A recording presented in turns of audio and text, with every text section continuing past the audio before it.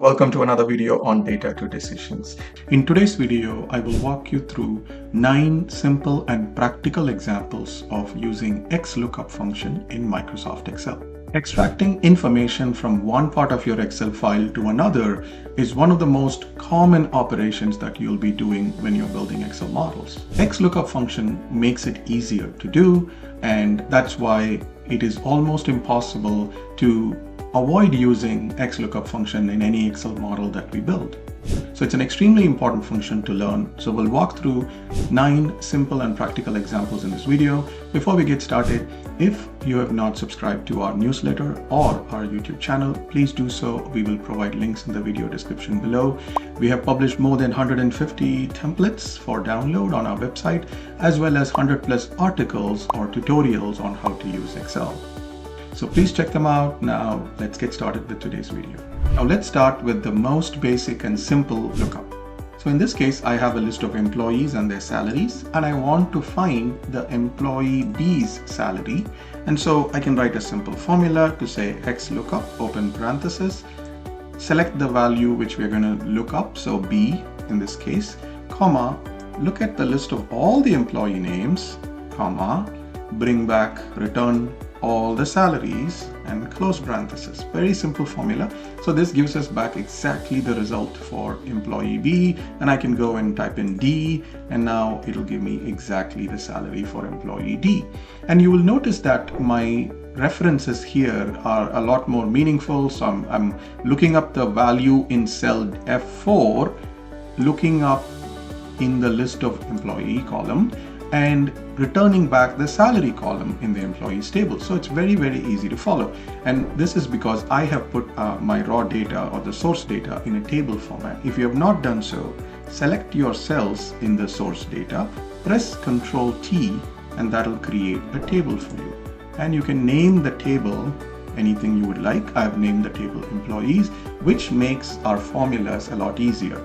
And if I add another employee to this table, let's say I add L, and now you'll notice that, let's say this person's salary is 1500. Now I don't need to redo my formula here. I can still go and say L, and my XLOOKUP will still work. I don't have to change it again. As long as there are more rows being added to our table, it doesn't matter that we have to change our formula. So please note that the table structure works a lot well in creating formulas which are readable and also scalable. Later in this video, I will talk about how do you refer to cells if your data will expand or contract. Then always put it into a table. That makes the formulas scalable. So now let's move on to the second example. So in this example, I have an employee L who's not even in the list of employees. So they're not going to get any bonus for 2024 because they were not employed during the entire 2024. So in that case, what do? So it's the same formula. We'll write up XLOOKUP, look up the value in cell F4, find it in the list of employees, comma, bring back the bonus, comma, this time there is an extra parameter or an argument that the function will take, which is called if not found. Bring me back 0. So I type in 0 and close my parentheses. Then it'll give me back 0. So the formula will still work. If I type in A, it'll bring me back the bonus. If I type in B, but if I type L, it'll bring back 0. So that's how you can fill missing values if it's not found. Let's move on to the third example. So in this example, we want to find the employee's first or the last salary. So this is a data set where the same employee, when their salary changes over time, they will have multiple records. In our previous examples, there was only one record for each employee, but in this case, we have multiple records. So how do you handle this and find the first or the last? So if I want, I can write the formula in the same way. XLOOKUP this, look up the list of employees, bring me back the salary. All of that is the same. But again, if it's not found, what do? Let's say I do blank, comma. This is the part where we can say, is there an exact match? Yes, we're still looking for the employee name to exactly match. So I'm going to do 0. The reason why we didn't do this in the previous example is because by default, Excel will assume 0. So we didn't have to enter it. But in this case, we need to go to the next parameter. So I'm just explaining that part again. So now the last argument is the search mode. Here we can tell Excel, do you want to search for this employee name from the first to the last or the last to the first? So in this case, let's say I put 1, which is again the default behavior of this function. So it will find the first occurrence of employee A, which is 15,000 is the salary. But if I change the 1 argument to -1, it will pick up the first from the last. So basically the last occurrence of the employee A is here 17,000, so it'll bring that up. The same thing will work for B employee. So for example, employee B's last salary is 14,825, but employee B's first salary is different.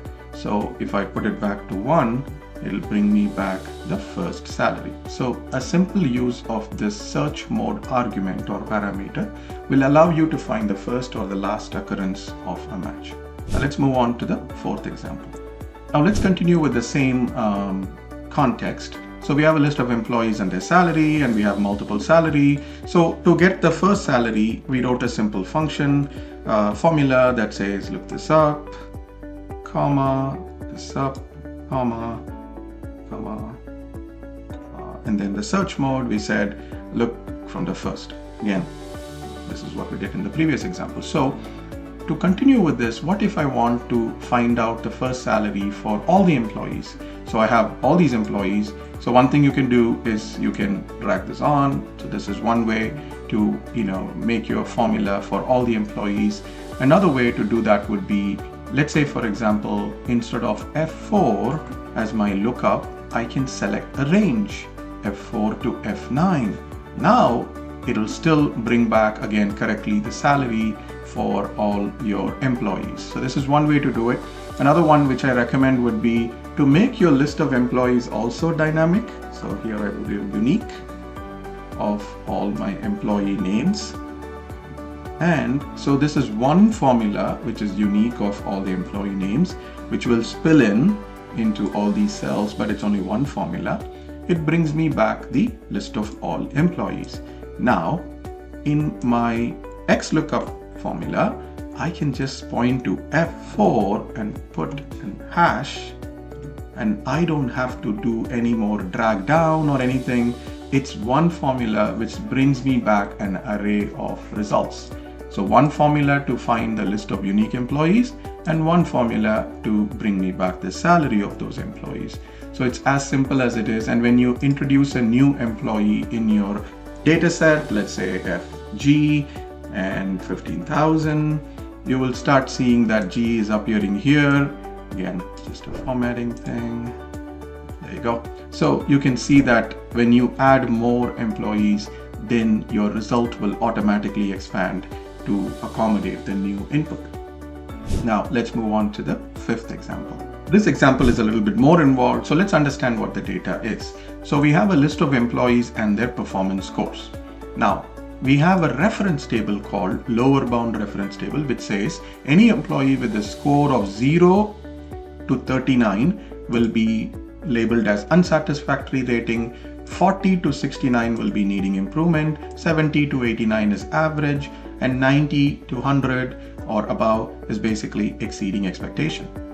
Now this rating, how do I bring specifically for, let's say, employee F, the score is 40, I want to pick up the exact rating from this lookup table.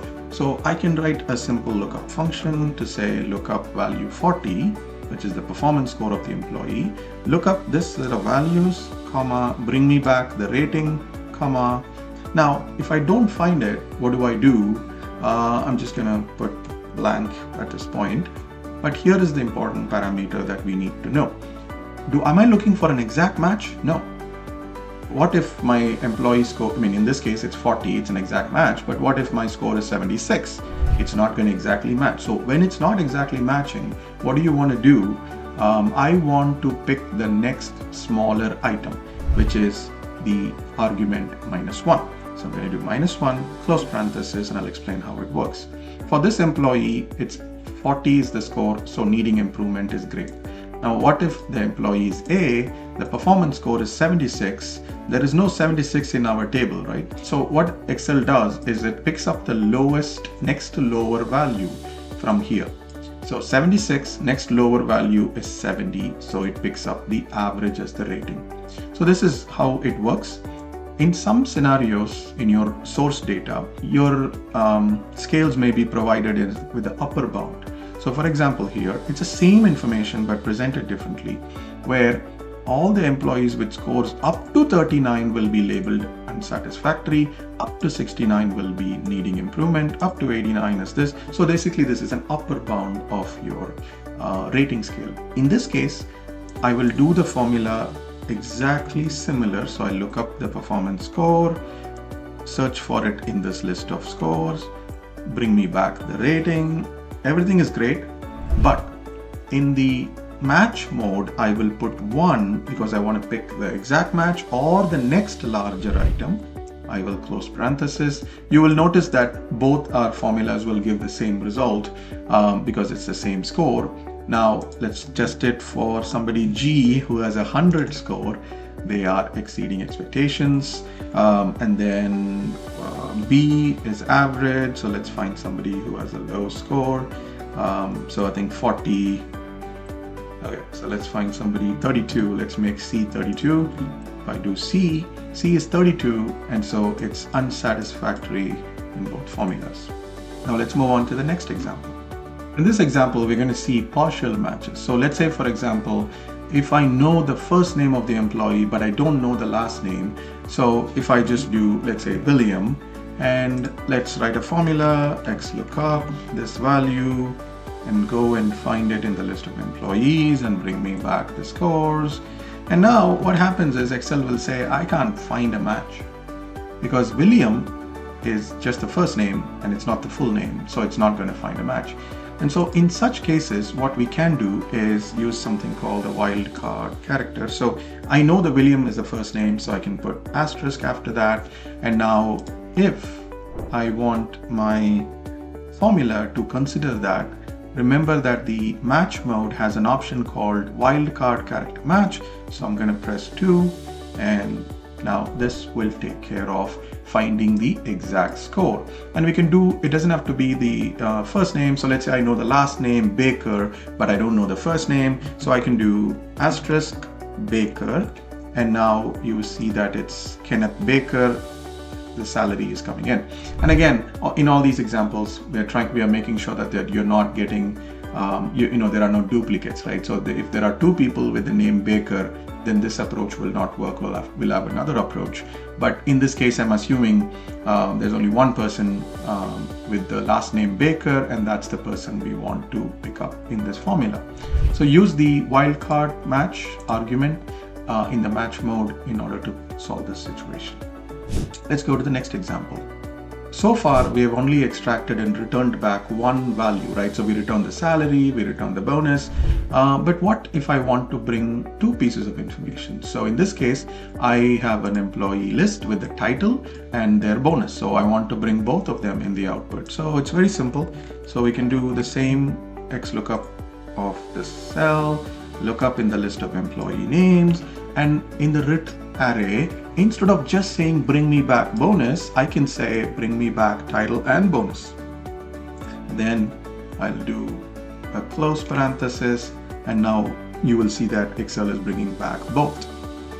Now, if I want it to be not horizontal, if I want the title and the bonus to be one on top of the other, I can just do a transpose and wrap this. So transpose, I open the parenthesis, I need to close it, and then you will get the title and the bonus vertically instead of horizontally. So this is how you can extract multiple columns in your output. Let's go to the next example. As I said before, if there's only one employee with that name, then it's easy. The previous examples work. But what if there are 2 employees in your database with the same name? Kenneth Baker works in a department, finance. There's also another Kenneth Baker in another department, HR. So in these cases, how do we make sure we pick up the right information when we use the lookup? So I'm going to look up the value 1 and then open parenthesis. Now, employee name or employee column should match the employee that we have in cell G4, which is our search criteria. Close parenthesis, put an asterisk, and then open parenthesis again and say department should match the department that we are looking for, and close parenthesis. Now this will explain how this works, but then do another comma and return back the score. So if the employee name matches and the department matches, then bring me back the score. That is what we are telling Excel. So I'm going to close parenthesis and it brings back 93 because the department we are searching for is HR. If I type in finance, it will bring back Kenneth's score, finance department. In the last example, it's a little bit more involved, and let me set up the context here. We have a list of employees and their history of salaries, right? So for example, for employee A, the salary as of Jan 1st, 2023 was this, and then on April 2023, it changed to this, and July it changed to this, and so on. So when the salary is changing for an employee over time, however, the data is not sorted by date. So for example, employees A's salary as of 1st Jan 2024 is this, April 1st 2024 is this. So April is not the last record.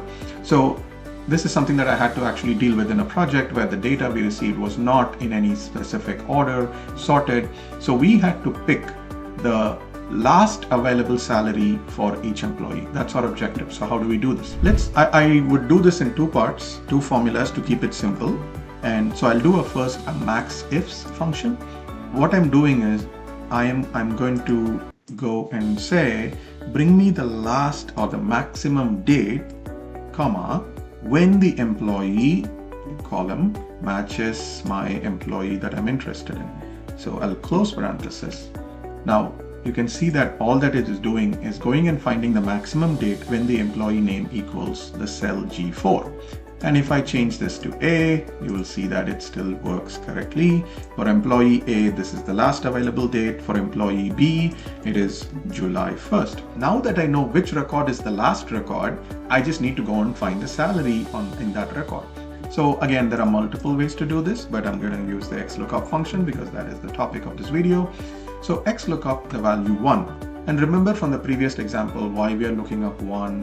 Whenever we have multiple conditions, you can use this approach. So open parenthesis, the employee name equals the cell, close parenthesis, asterisk, open another parenthesis, when the date equals the date we just now calculated as a maximum date, close parenthesis, comma, bring back the salary as returned. And let's look at the formula again. So we are saying employee name should match the value in cell G4. The date should match the value in cell I4, which will keep changing for different employees, and then bring back the salary. That's it. So for employee B, it correctly brings back 10139.